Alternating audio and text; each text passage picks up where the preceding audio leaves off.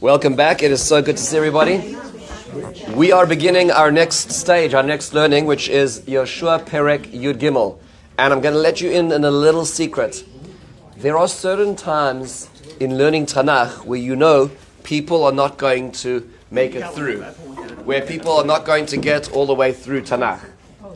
And this is where all those sparkling eyes, enthusiasts in Tanakh don't make it. Because what happens is they say, I'm going to start learning. They go through the first 10, 12 chapters in Yehoshua, and there's incredible action, and the battles are phenomenal. And then they get to the second half of Yehoshua, and that's where people fall off. Why? It's very simple. Is because what it seems to happen is, it seems to be a list of names and places. We now finished what's called kivush, conquest, now moving into yishuv, settlement. And yishuv seems very boring. I'm going to make a bet with you, though, that if you learn how to read settlement, it is very exciting. Okay, because there's a lot that's going on, which definitely is more than you can imagine meets the eye. So let's do it together. Let's unpack our yishuv and see that there's a lot of drama that relates to the settlement of the land of Israel, and it's just perhaps seems at the surface too simple. It's much more complex than that. Let's begin. So if you remember, actually the first half of Perek Yud Gimel belongs to Yud Beis, really, because it's the foil for the conquest, which we spent some time dealing with last week. The 31 kings, how much land was left. That was the beginning point. But now we move to the end, and this is essentially about the East Bank territory of the land of Israel. So here we have it. We have essentially 3 paragraphs. The first paragraph is Moshe Rabbeinu giving Vayiten Moshe Lamatei B'nei Reuven Lemishpachasam. He gives all the land to the tribes or the children of Reuven, and he goes and describes all the cities. And we hear about Arnon, Aroer, there's Meidva, Cheshbon, all these cities that sound somewhat familiar. Then we move in the second paragraph. We have Vayiten Moshe Livnatei Gad B'nei Gad Lemishpachasam. We hear about the distribution to the children of Gad. And then we hear in the third paragraph, Vayiten Moshe Lachatzi Shevet Menashe. And then we hear about the tribes of half of Menashe that receives it. And at the end of the parak, we have one last pasuk, which describes L'shevet HaLevi Lo Nasan Moshe Nachala Hashem L'kei Yisrael Nachlasam Kasher Diber Lahem. God is their inheritance, and that is how it works. They do not have an inheritance. So these are the 3 sections. So if we're looking at this on a big map over here, so we're looking at not Israel proper, we're looking at essentially the east bank of the Jordan down to, from the bottom of the Dead Sea to essentially about around just next to the Kinneret. That's the area we're looking at over here. And that's why it's described first, because it describes Moshe Rabbeinu giving it, meaning this was already distributed before Yehoshua. Now they're just activating their yishuv. If you look at the map on page 2, which just to get a sense of what's going on over here, this is, we'll call it pre-Israelite conquest in the Middle East. You can sort of see the arrangement of the various different nations. So Canaan is actually the green, the section in the turquoise section on the left. That's on the west bank of the Jordan River. And in that there's a lot of different tribes, right? So you have Amorites, Canaanites, Hittites, Perizzites, Jebusites, Hivites, Girgashites, right? All these folks, we've heard those names. These are the 7 nations of the land of Canaan. But then as you move, and there's Phoenicia in the top, there's Syria also in the north. The Philistines, remember that they're sea-based peoples. That's why they have the coastal area.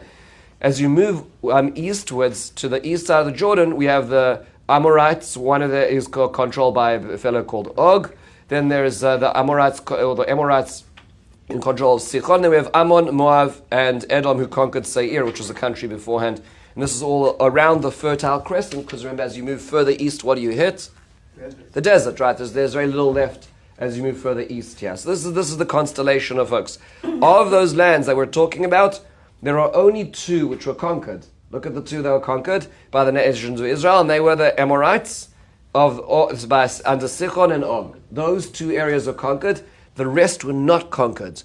Why were the rest not conquered? Just to clarify this point. Why did Israel not conquer Ammon, Moab, and Edom? And the answer is they weren't allowed to, because they are family, right? So it's complicated. Is you have the Lot Lot had two daughters, and there through the daughters had two children who begot nations, and they were called Ammon and Moab. So Israel was not allowed to conquer them. And Edom, of course, is Esav. So Israel was not allowed to militarily conquer those areas. So that's why the southeast regions remained out of reach. But the Amorites are not in the family. Amorites are from the other branch of the larger family called Ham, going back to Parshas Nach. And they're not Semites, right? We are Semites, we're from Shem.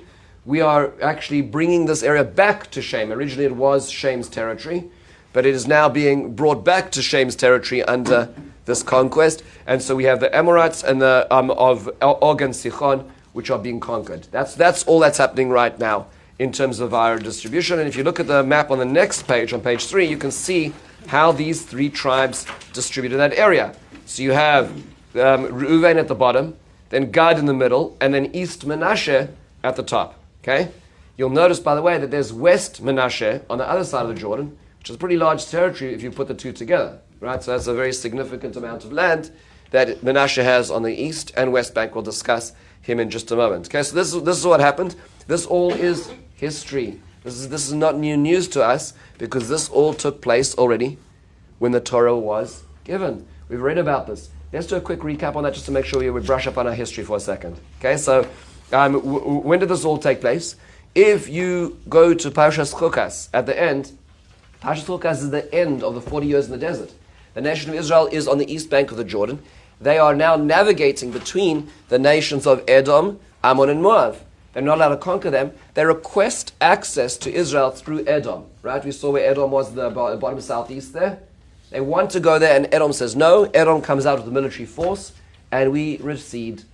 We retreat. We don't want to attack there. That's what we're told. So we keep going further north. So we go past Edom, past Moab. Ammon and Moab do not come out to greet us, and they don't give us access, and they don't also give us food. That's seen later on as one of the reasons why we're not allowed to marry into them. They're harsh people. And then we then come to the land of the Amorites, and here's how the interaction goes. Take a look at source 1. This is in Bamidbar. Vayishlach Yisrael malachim. Israel sends messengers. El Sichon melech Amori lemor. Here's the terms of the request. Ebronah ba'aretzecha. I want to pass through your land. Meaning, this is not Israel. This is Transjordan. So we don't have any interest in conquering you. We just want to get through. We want to travel through your land where we stand here, so we can get to the land of Israel. We'll stay on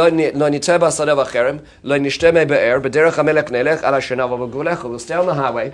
We're not going to go to the local stores, and we're going to just go straight through because we want access. Sounds like a pretty reasonable request. And yes, by the way, there is probably going to be collateral damage. Like you have a nation of over 3 million people just walking through your land. There is, the traffic's good. There's going to be traffic, and there's going to be trampled vineyards, and we know what's going to happen. So it's not easy. But nonetheless, they say we're trying to make this as amicable as possible. We don't want to fight. He was not interested in this proposition. So he came out to the desert. He didn't just say no. He came out to attack us. At which point in time, I'm afraid you started with the wrong nation. So,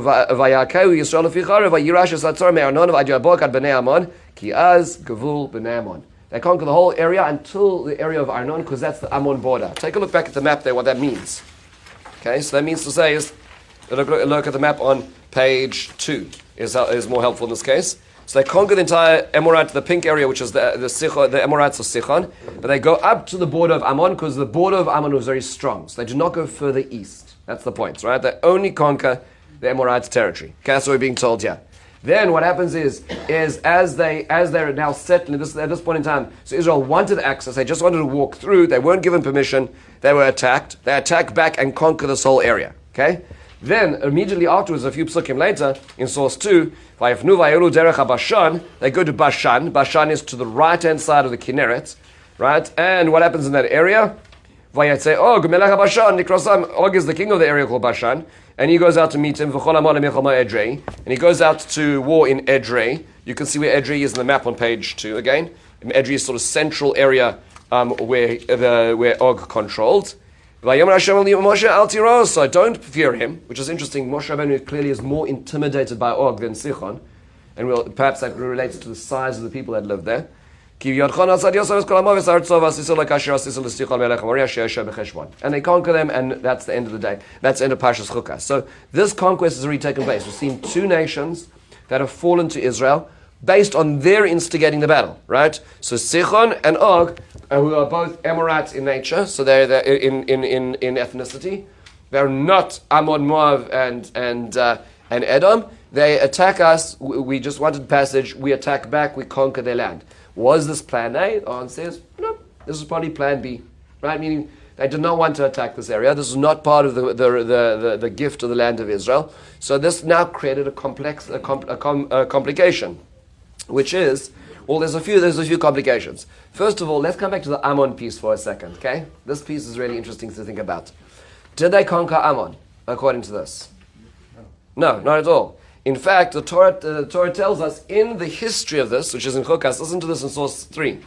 Ki Cheshbon, the city of Cheshbon, which was a city they conquered, Ir Sichon Melech HaEmori, belonged to Sichon the Amorite, V'hu Nilcham b'Melech Moav HaRishon V'Kaches Kol Artzom Yadoi Aranon. There was previous history here, we're being told.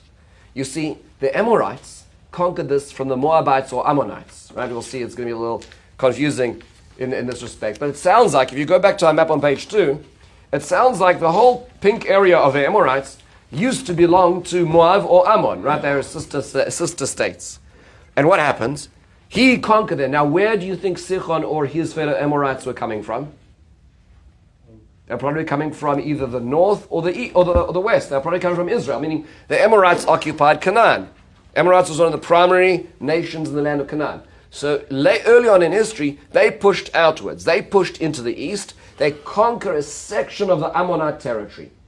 Therefore, when we came and we conquered Sichon, we took territory which had already been in a skirmish from previous days. It had been taken from Ammon, right? Got the story here? It's really important to make sure we got the facts and the history right, because somebody twists that later on. Who's that person? We're going to see later on when we get to Sefer Shoftim. There's going to be an episode where Ammon starts, saber rattling. So they're banging their swords against their shields, and they're starting a battle against Israel. And Israel sends them a military hero. His name is Yiftach. Complicated person, we'll see later on. But Yiftach is a very successful military hero, and he sends them a question. He says, what's the deal? Why are you playing games here? Just you settle down, we'll settle down, everything will be fine. It's like in neighborly conflicts. And listen to what they say. So in source 4, Vayishlach Yiftach malachim el melech b'nei Ammon lemor, Mali v'lach ki v'asei elari lachim aretzi. Why are you gathering troops on the border? We know this is not going to end well. Why are you doing this? And listen to what he says. And now we sort of listen to the narrative and we wonder, is this true? So the king of Ammon said, El malachei Yiftach, to the messengers of Yiftach, Ki lakach Yisrael es artzi, because you occupied my land.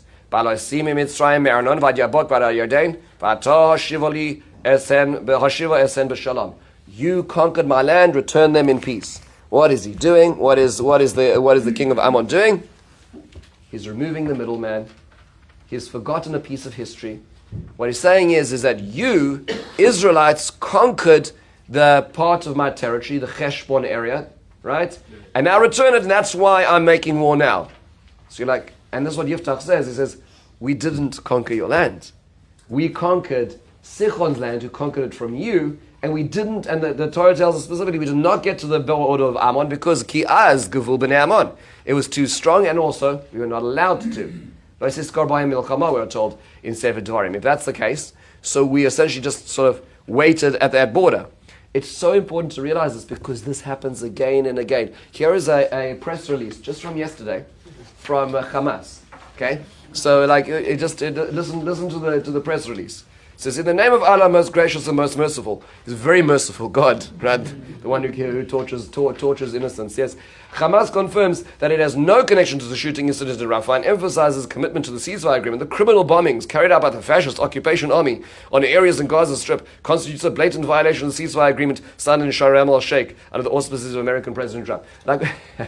Basically, we'll get our operatives to fire. When they return fire, we'll say it wasn't our operatives and you're the ones who broke the ceasefire. I mean, you just keep on reframing the narrative. You keep on reframing the narrative. The occupying force, right?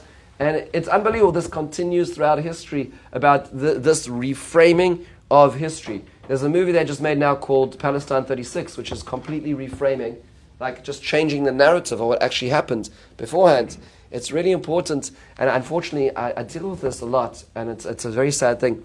When you have very dysfunctional relationships, let's say you're a person who's a borderline personality disorder. No, we're not just talking about that as a word, as like, a word you throw out there, but really a person with a psychological profile as such, then truth changes. Incidents that happened are remembered absolutely differently.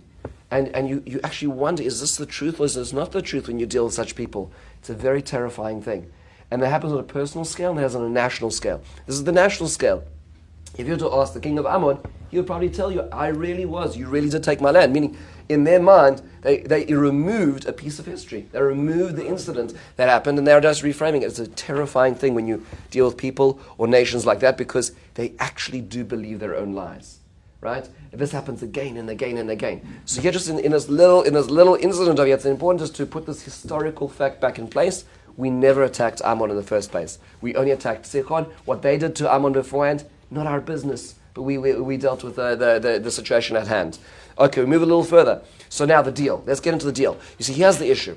Because this is not the plan, they just wanted to go Derech HaMelech. They just wanted to go on the highway, right? And they refused, they were attacked, they returned the attack, and everything that ensued. So now the question is well, now they have all this land, so what are you going to do with the land? Right? And, Jews are very good real estate developers. They see opportunity whenever there is, right? And, if there's an opening, there's a market and so on, right? The zoning is just right or could be made right. Then in that case, we'll take advantage of that opportunity, right? There's always a gap. So here's what happens. Same thing happens here. So now they have this land. They're not really going to settle here because they're going to the land of Israel, but there's no such thing as a vacuum.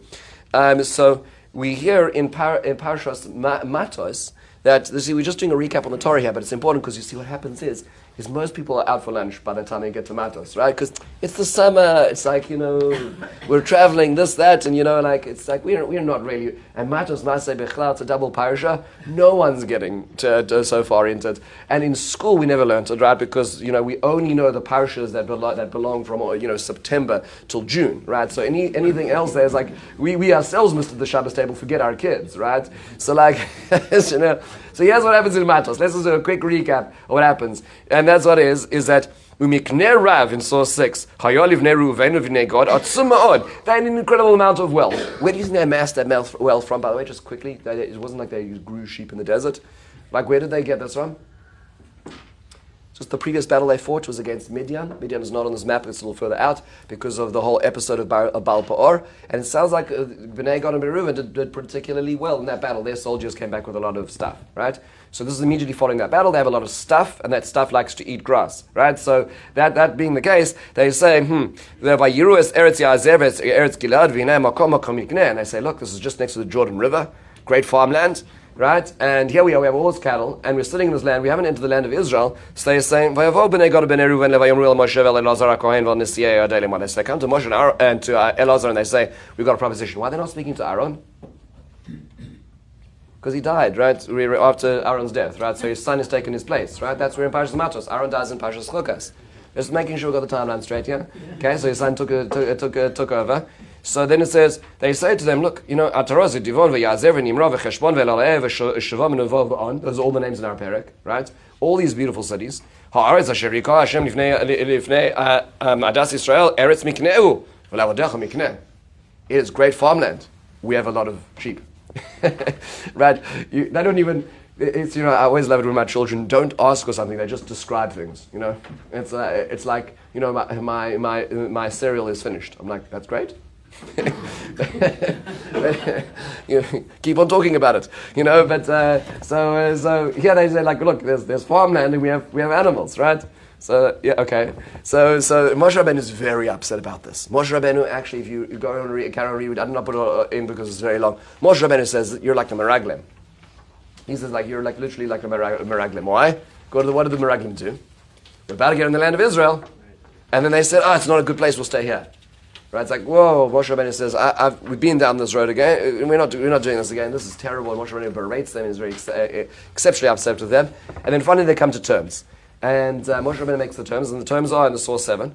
Vayomer Moshe Aleichem, Im Yavru b'Yivnei Gad b'nei Reuven Yitzchem es Yarden, Kol Chalutz Lamilchama. If you all come as the vanguard of our conquest, and then we conquer the land in front of you, then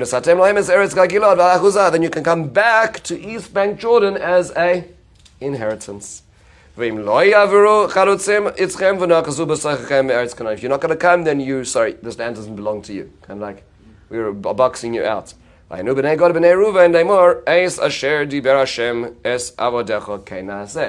agreed to the terms. Right? And that's what happened. By the way, we saw the chalutz, which was the word used to describe the vanguard, was Bnei Gad and Reuven. They crossed the Jordan first. We've had conquest, which we know in terms of chronologically was 7 years of conquest. So they've now essentially had a 7-year military tour. That's a very long period of time. And now they're coming back to their wives and children who they made cities for to protect them in the meantime, and they come back to resettle. So we're seeing that this deal come into fruition in Perek Yud Gimel. Right? This is what's happening. All, by the way, according to the book, everything seems to be just as agreed upon. Amazing. And then, just one little detail over here, which is, if you skip down a pasuk, it says, Vayitenai Moshe livnei God v'livnei Reuven v'lachatzi shevet Menashe ben Yosef es mamneches Sichon melech Amori v'es mamneches Og melech Bashan haaretz la'area b'gvulos arei haaretz saviv. So Moshe Rabbeinu gives it to them. What's the problem here, folks? Did you notice the problem? It's like, who invited Menashe? It's like, I don't know. I read the psukim, you read the psukim. He didn't make the request. It was Bnei Gad and Bnei Reuven. And suddenly Menashe, like, what's Moshe Rabbeinu doing? If he wants to limit the problem, then don't bring other people in the door. Right? Like, don't invite other people in. But Chatzi said Menashe is getting a pretty good deal on both sides of the Jordan there. Like, this is good territory. So, like, what's the deal? Why is Menashe in this picture? So it's good to notice this, because, like, if we were to just read Yehoshua out of context, we'd be like, of course, Chatzi Shev Menashe, we know 2.5 tribes on one side, 9.5 on the other side. It's like, there's no of course. Like, what was Moshe Rabbeinu doing? There was no instructions. God did not say that to him, right? God did not say that to him. It was Moshe Rabbeinu saying it himself. So what was Moshe Rabbeinu's strategy? Like, what was the point over here? Really good question, right? So there is answered in different ways, because all the Meforshim of the Torah say, yeah, that doesn't make sense. So as an example, the Ramban says, you're right, you know what the issue is that the area that we're talking about over here was so big, it was too big to be populated just by 2 tribes. Right? Because we're going to see later on that the tribal distributions are going to be based on the fertility of the land as well. So meaning, if you have an arid area, you're going to get more of it. If it's more fertile, you get less of it. But they got a huge fertile area here, only 2 tribes. So Rabban says, Moshe Rabbeinu said, look, we can't leave this as a vacuum. It'll be taken by our enemies. It's going to be complicated. So he invited in others who are willing to do this. So the Ramban says that it was Moshe Rabbeinu's bequest, and that's what he says in source 8. It was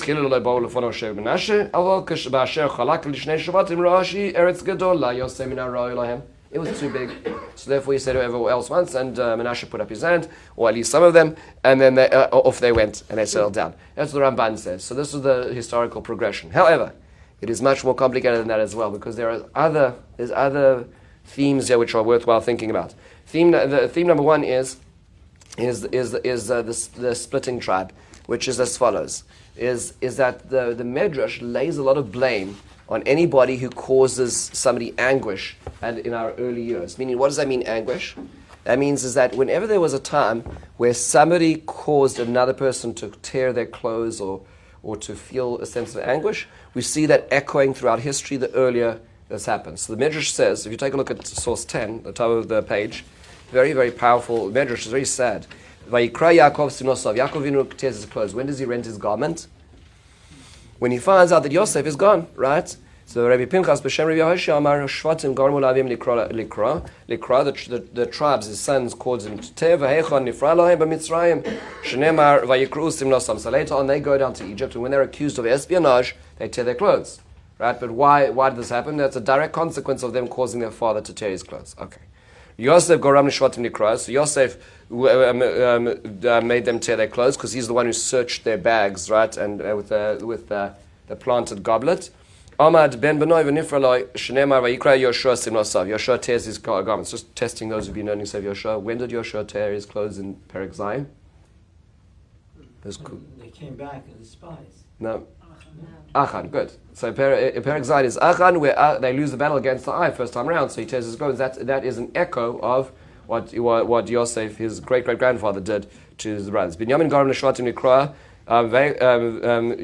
Binyamin was involved in this as well because the goblet was found in his backpack, in his satchel, right?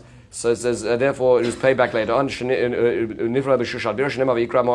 is the descendant of Binyamin, tore his clothes. That's a very hard one because Binyamin didn't really cause that. It was just his backpack, right? But nonetheless, and here's the one that's relevant to us. Menashe caused the tribes to tear. Why did Menashe cause the tribes to tear? Do you remember the end of Parashas Mikites? When they're leaving the palace, and they've been framed. They've been framed for stealing the king's goblet. Who is it that runs after them? So we know that it's the agent of the king. We know is the Mishnah Lamelech is Menashe, which means the oldest son of Yosef acts as his agent as he goes to find the framed cup, which caused them incredible anguish. They think their entire lives are finished at this point in time. He causes them to tear. So his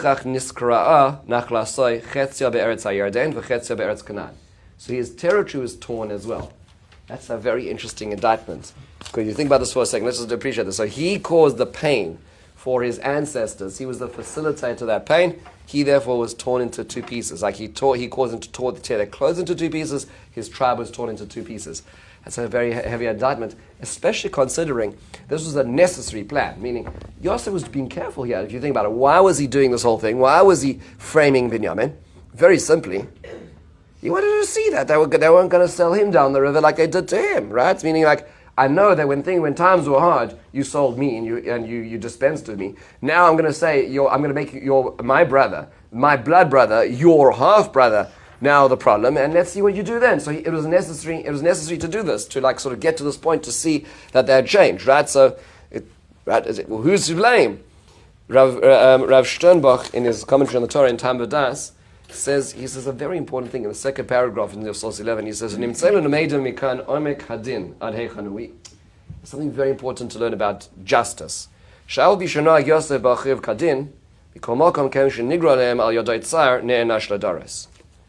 Which means is that he was right, but it doesn't always pay to be right. Right? It doesn't always pay to be right. Always reminds me of the story. This guy who's Fred is crossing the street and he's on the crosswalk. Right? He has the right of way, and there's a truck which is barreling down, and somebody says, "Fred, get off the road," and Fred's like, "I have the right of way." And the truck keeps coming, and Fred keeps walking, and everybody's like, "Fred, run!" He says, "I have the right of way." The truck hits him, and that's the end of Fred. Was Fred right? He was dead right? But it's not worth being right sometimes. Like, you could be right, but it's not worth being right. Right? So the point that Rav Sternbach is saying is Yosef was right. He was right to do this.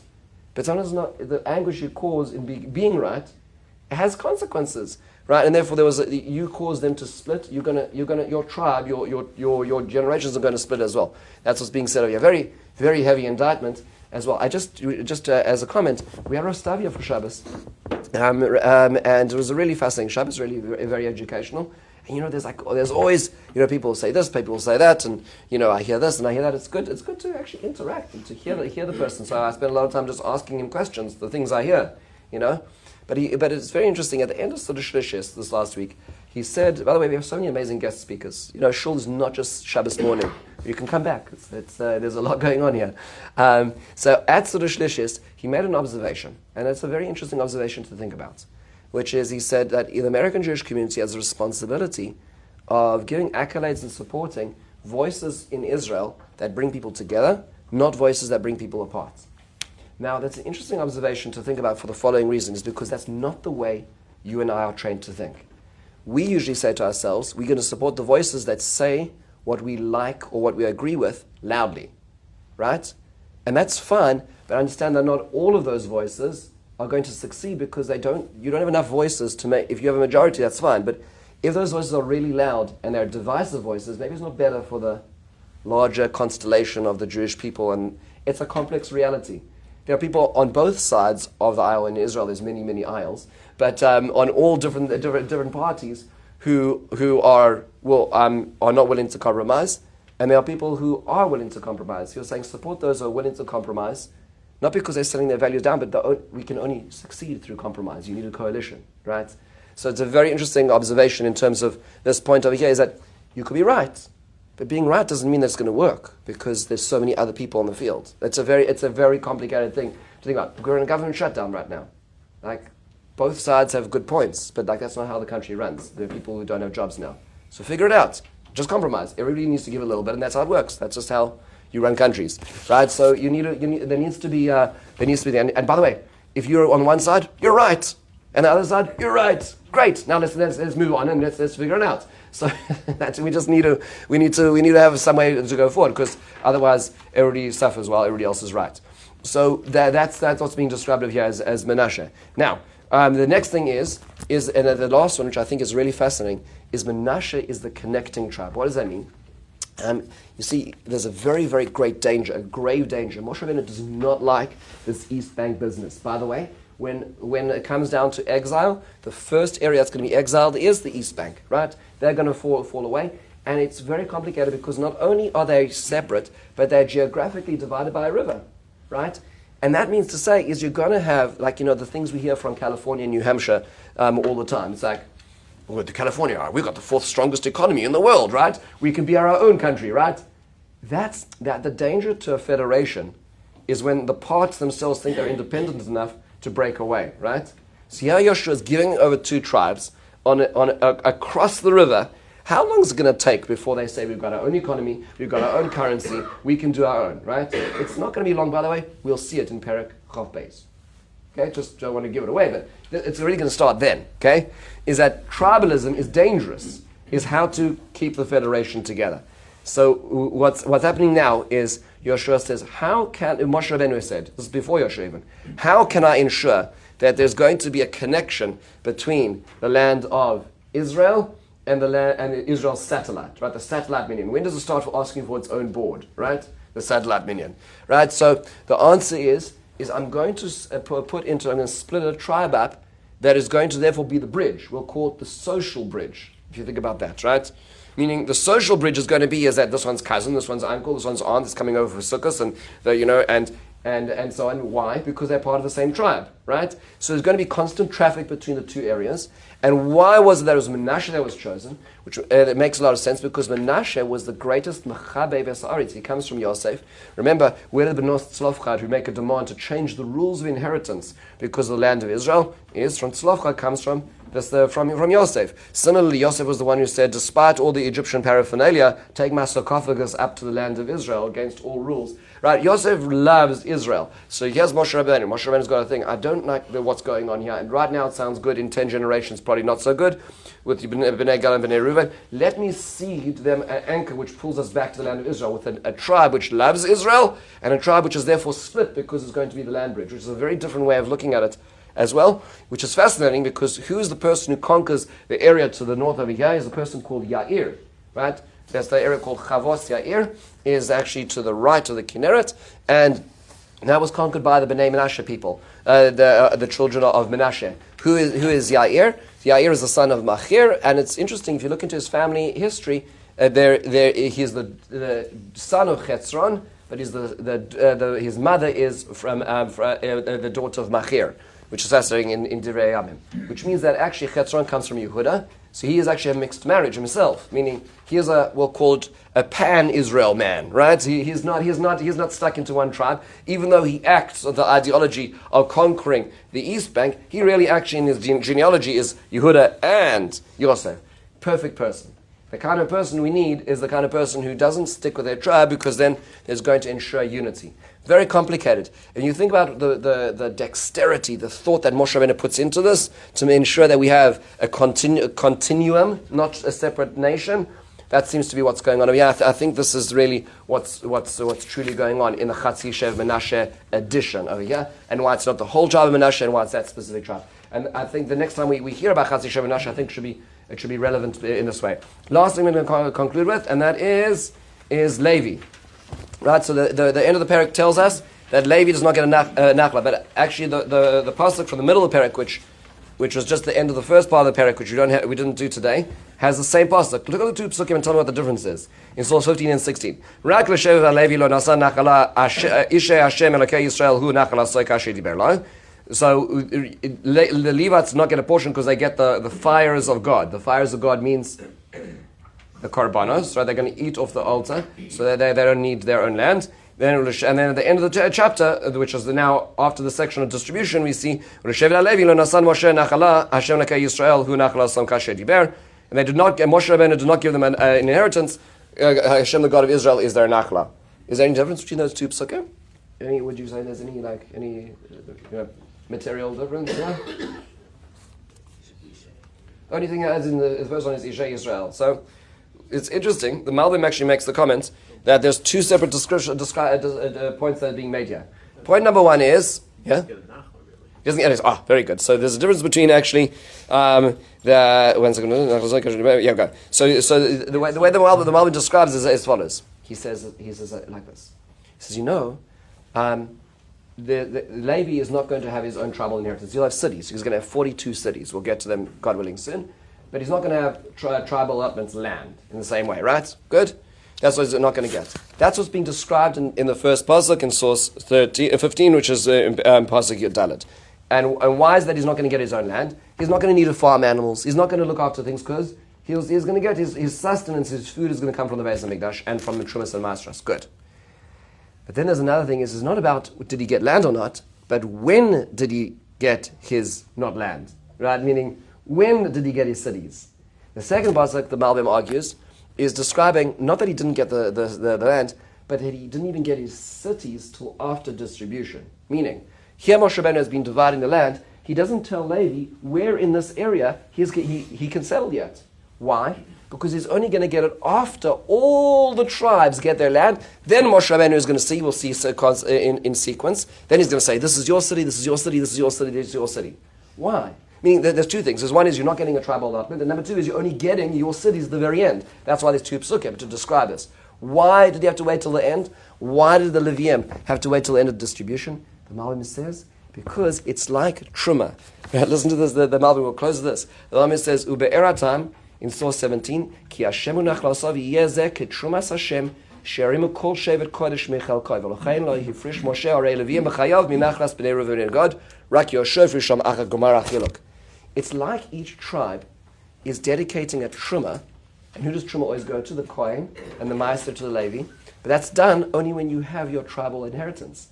Meaning, he's saying, this is not the king or the federal government, this is state government, the Shevet, giving of its own land to distribute a city to the Levium, but that can only be done once you get your land. It's like taking the grain from the field, you get the grain, you bring it back to the granary. Oh, it's not all yours, by the way. You need to give this to the Kohen, this to the Levi, this to the poor person. Same thing. Folks, you just got a real estate boon. This whole area is yours. By the way, it's not really yours because you've got to give this to the Levium. That's what's happening over here. So the reason why the perek closes like this is the first time now we start hearing about the Levium actually getting their inheritance, not earlier on. It could have happened many years ago when Moshe Rabbeinu, this was 7-8 years ago. But now that the settlement started, that's when they can get it as well. So, folks, here we have just what seems to be a list of names and places. It's much more complicated than that, and there's a lot of drama that goes on in the back. But as well, Hashem, we'll continue next week and learn a little bit more about some other